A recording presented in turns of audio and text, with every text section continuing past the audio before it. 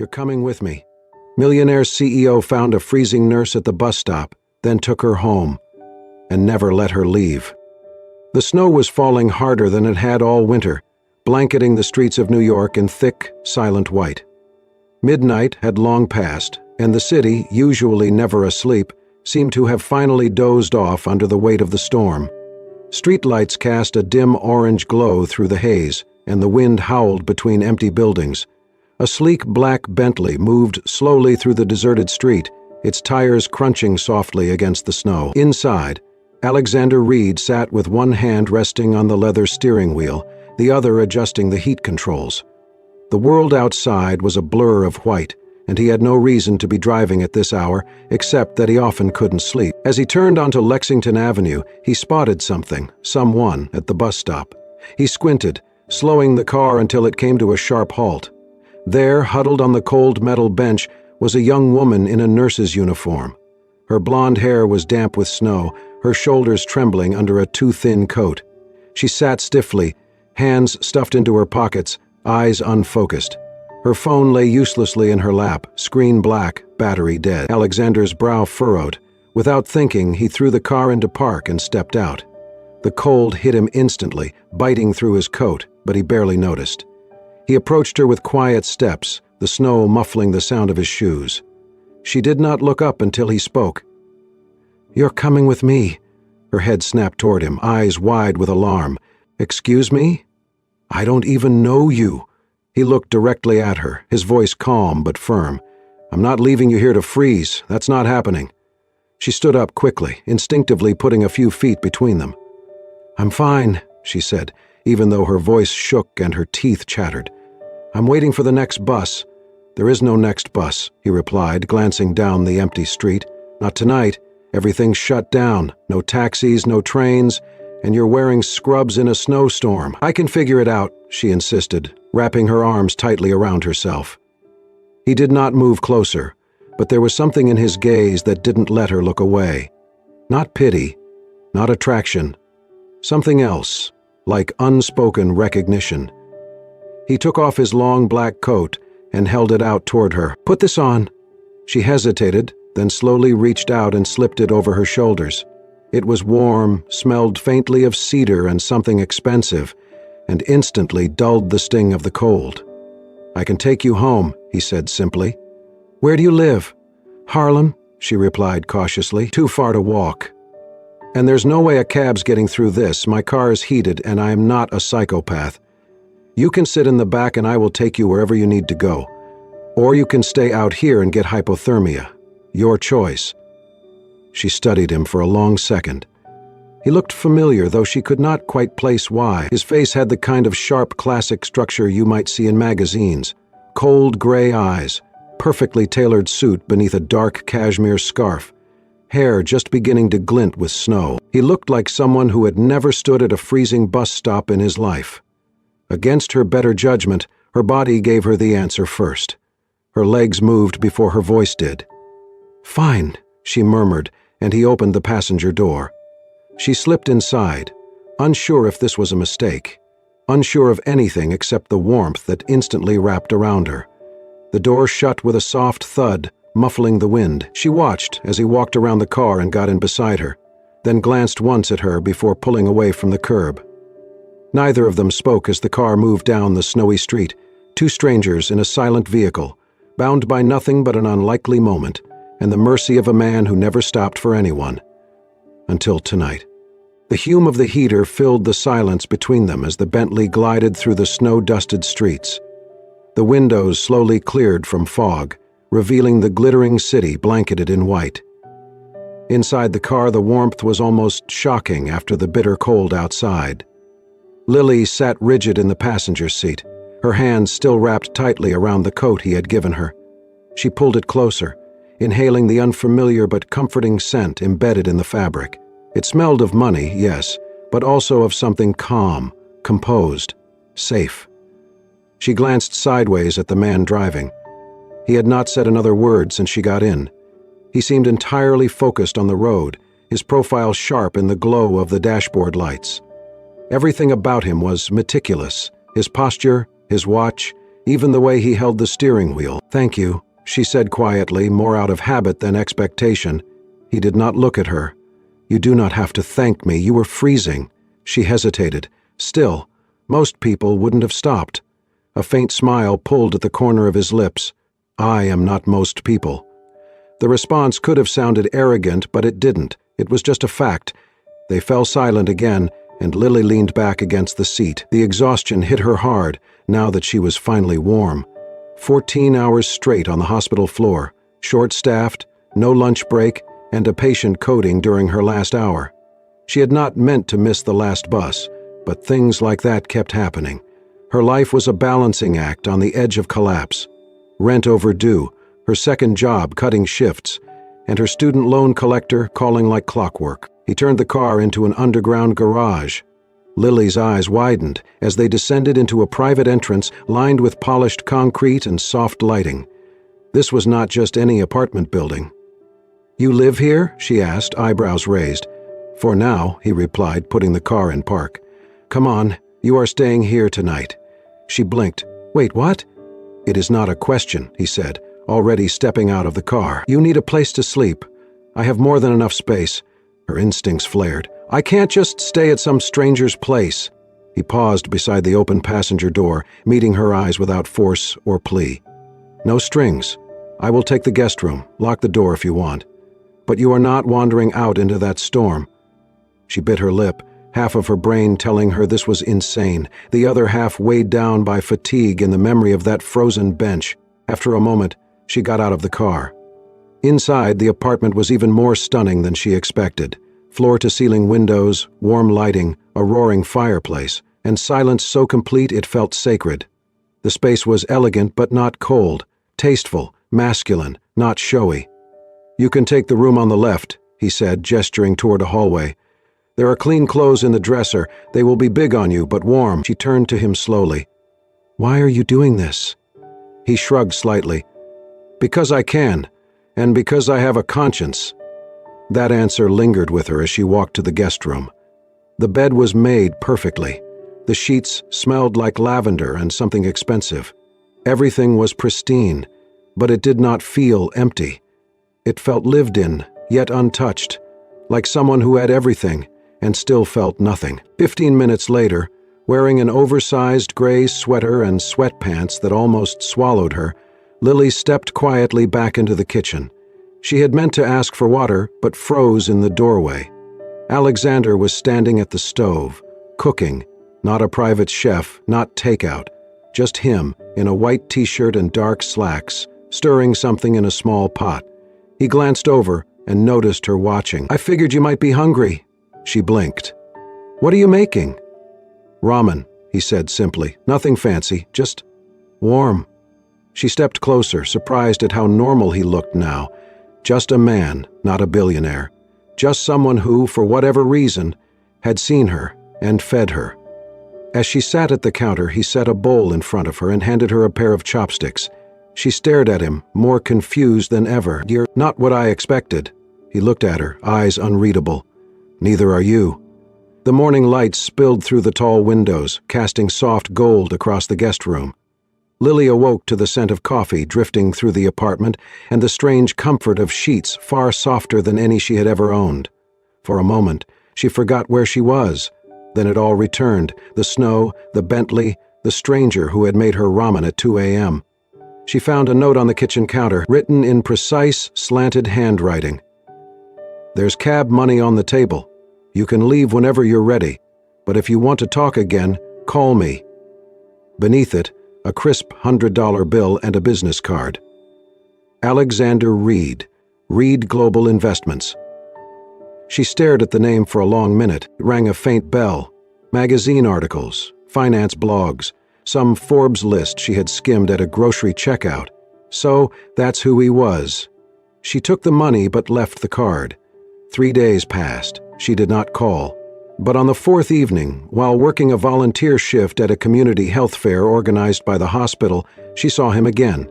He was standing in the back of the event hall, silent and still among the bustling crowd of nurses, patients, and donors. No fanfare, no entourage, just him, dressed in charcoal gray, hands in his coat pockets, eyes scanning the room until they landed on her. Lily was helping a frail, elderly man into a chair for his free checkup. He had no ID, no insurance, no family listed, just a worn-out coat and a gentle smile. She knelt beside him, speaking softly, taking his blood pressure with the tenderness of someone who believed every person deserved dignity, no matter their circumstances. From across the room, Alexander watched. He did not move, did not interrupt. But something in his expression shifted, something subtle but profound. When the line thinned and the crowd began to disperse, Lily turned and noticed him. She hesitated, then approached him. "You followed me here?" she asked, half teasing, half unsure. "No," he said. "I fund this program every year. I just did not expect to see you." She folded her arms. "Well, here I am." He looked around the hall. "You volunteer after 14-hour shifts?" She shrugged. "People need help. I know what it's like not to have any."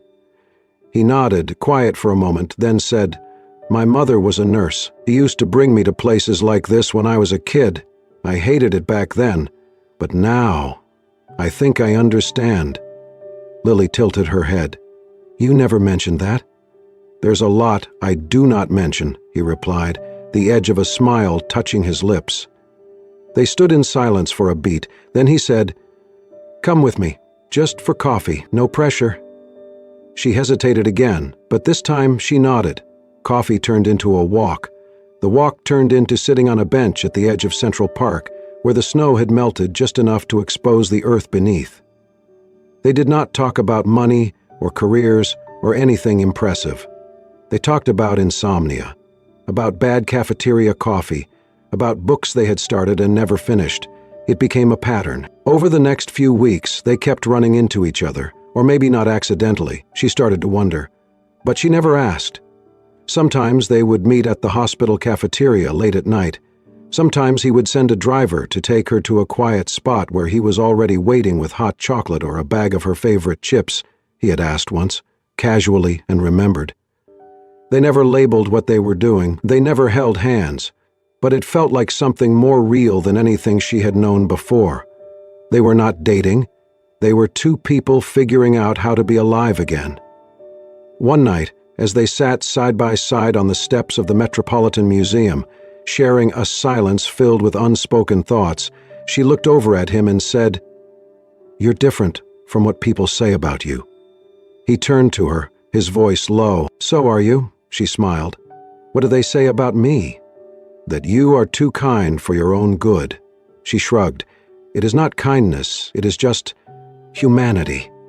He looked at her for a long moment. "Then maybe I am trying to remember mine."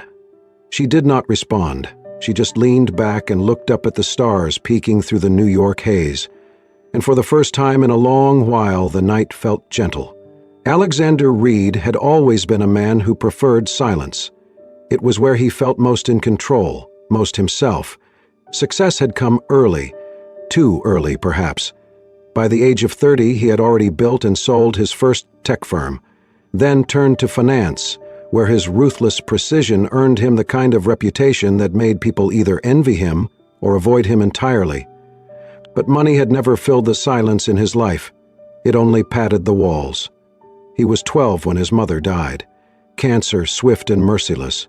She had been a nurse at a small community hospital, the kind who stayed late with dying patients, who brought blankets to the homeless, who kissed her son goodnight even when she could barely stand from exhaustion. His father, a cold and distant man obsessed with business, had not known what to do with a grieving child, so he sent Alexander to boarding school and buried himself in quarterly reports. Alexander had learned not to need anyone, not to expect warmth, not to hope for gentleness. By 25, he had millions, by 30, billions, but none of it made the memory of his mother fade. In his private office, hidden behind walls of glass and polished walnut, there was a single photograph that he never moved. A faded picture of her in her nurse's uniform, smiling at the camera as if nothing could ever go wrong. Lily's uniform had been nearly identical. It was the first thing that struck him about her, even before her trembling hands or stubborn voice. He never told Lily. Instead, he began to do what he did best: operate in silence. Through discreet legal channels, He tracked down her remaining student loans and paid them in full. He created a health scholarship under her name at the nursing school she had once attended. No announcements, no credit. He noticed her hospital had been struggling to keep its low-income care program alive, especially during the cold months. A quiet donation arrived, anonymously of course, enough to keep it going for the next 3 years. He was careful. He never let her see the threads he was pulling behind the curtain. To Lily, he remained just Alexander, strange, quiet, generous in small ways but never ostentatious. She had no idea how closely he followed her world, how often he rerouted his own meetings just to sit in the back of a conference she might attend, or how he once waited in his car for hours outside her hospital during a blizzard just to make sure she made it to the night shift safely. He told himself it was not about control. It was about making sure she had the freedom to keep doing what she loved. He had seen what burnout did to people like her. He had seen it in his mother's eyes near the end. He would not let Lily carry that same weight, at least not alone. Some nights, after one of their quiet, unstructured meetings, he would come home and walk into his office, staring at the photo of his mother. He would think of the way Lily smiled at her patients, of how fiercely she protected people who had nothing. "You would have liked her," he once murmured aloud to the picture. "You were the same," but he never said those words to Lily. Not yet. He was still learning how to open the door to that part of himself, the part buried long ago when a small boy in a black suit stood beside a casket and stopped believing the world could be soft. Lily was changing that. With every unguarded laugh, every late-night story over takeout containers and mismatched mugs of tea, she chipped away at the armor he had worn for decades. But she did not know what he was doing for her in the shadows. He did not do it for gratitude. He did it because something about her made the silence inside him feel less endless. And for a man like Alexander Reed, that was everything. The hospital hallway smelled of antiseptic and overused coffee. Nurses moved briskly from room to room. Doctors barked orders into phones, and the overhead lights buzzed faintly like a tired heart refusing to stop. In room 412, a figure lay motionless on the narrow hospital bed, her skin pale, her breathing slow, her blonde hair strewn across the pillow, like spilled sunlight dulled by exhaustion.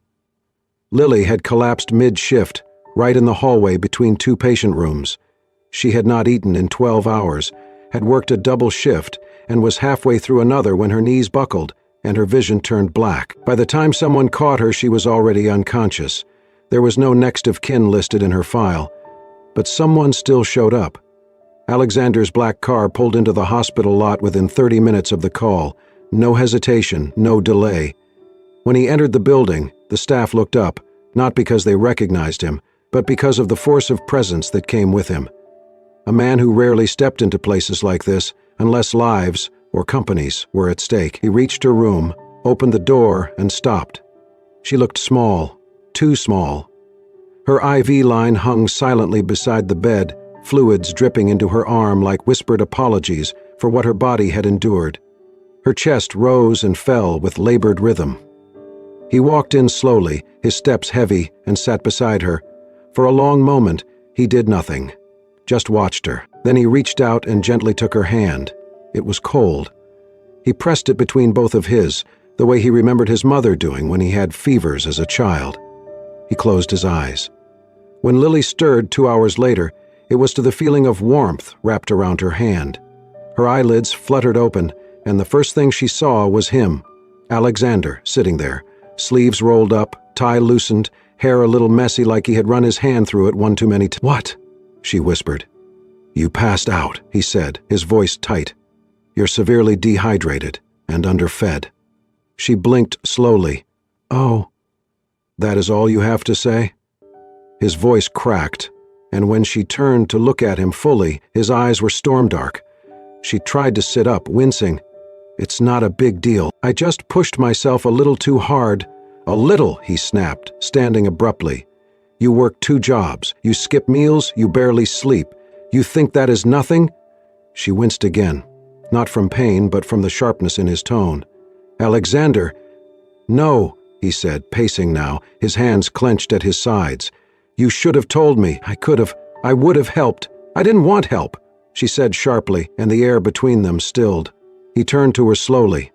Lily's eyes welled with tears, her voice trembling. "I've always taken care of myself.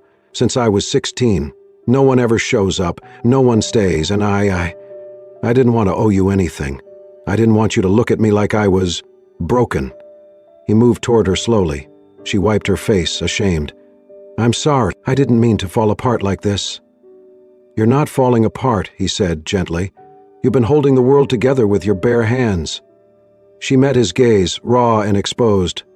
He sat beside her again, more slowly this time, and took her hand back into his, but now he held it tightly. "Not anymore," he said softly, the anger gone, replaced by something deeper. "From now on, you're mine to take care of." She stared at him, stunned. He did not say it like a man claiming ownership. He said it like a man making a promise, a vow. Tears slipped down her cheeks, and she did not pull her hand away. And for the first time in as long as she could remember, Lily felt what it was like to be seen, to be cared for. Not because she asked, not because she earned it, but simply because someone refused to let her suffer alone. The move happened without a conversation. There was no official moment, no proposal, no labeled boxes or signed agreements. One evening, Alexander had offered to drive Lily to her apartment, and she had simply said, "I don't really live there anymore, do I?" He had nodded once, and from that moment, her things began quietly appearing in his space. They never spoke of it. They just adjusted. Her scrubs were folded next to his suits in the closet. Her toothbrush leaned beside his in the bathroom. He cleared a drawer in the kitchen for her tea and left a fuzzy blanket draped on the couch because she always ran cold. Still, there were no whispered "I love yous," no candlelit dinners, no arms pulling her close in sleep. At night, he took the sofa. At first she thought it was chivalry, then maybe discomfort. Then she realized he was afraid of something he could not name. He was learning how to be close, but learning slowly. Alexander showed affection in unspoken gestures. Each time Lily worked a night shift, a warm container of her favorite food would be waiting in the staff fridge, with a note taped to it. "Eat, please." Her photo, a candid shot he had taken while she laughed in Central Park, sat framed on his desk in the office where no one else ever entered. When she once forgot her coat at home, a courier appeared at her hospital with a brand new one, tailored, elegant, and far too expensive. He never said, "I miss you," but he started canceling meetings just to walk her to work. She knew he cared, but she did not know if he knew what that meant. Because there was still a wall, a quiet, soft wall she could not climb. He never said how he felt, never reached for her hand in public, never once asked her to stay the night in his bed. Not because he did not want her, but because perhaps he did not know how to need anyone out loud. And slowly, that silence began to wear on her. One evening, Lily returned from a shift to find the apartment quiet as usual. The lights were dim, a fire flickered on the hearth, her favorite book rested on the armrest of the couch, just as she'd left it. But he was not there. She found him in his office, staring out the window. The photo of his mother beside him, her own photo just inches away. She stepped inside, her voice gentle. "You always look at that photo when something's wrong." He didn't turn. "It helps me remember." "Remember what?" His silence was long. "That people like her, and like you, still exist." She swallowed hard. "Alexander," she whispered, "what are we doing?" He finally looked at her. "What do you mean?" "This," she gestured between them. "We live together. We talk. We share meals. But we don't touch. We don't say things. I don't even know if you want me here. I want you here," he said too quickly. "Then why does it feel like I'm a guest in your life?" Her voice cracked. "Why won't you let me in?" He looked down, jaw tight. "Because once I let people in, they leave." "I'm not people," she said. "I'm me." "I know." His voice was low. "That's what makes it harder." She stared at him for a long time, then said softly, "I love you, Alexander.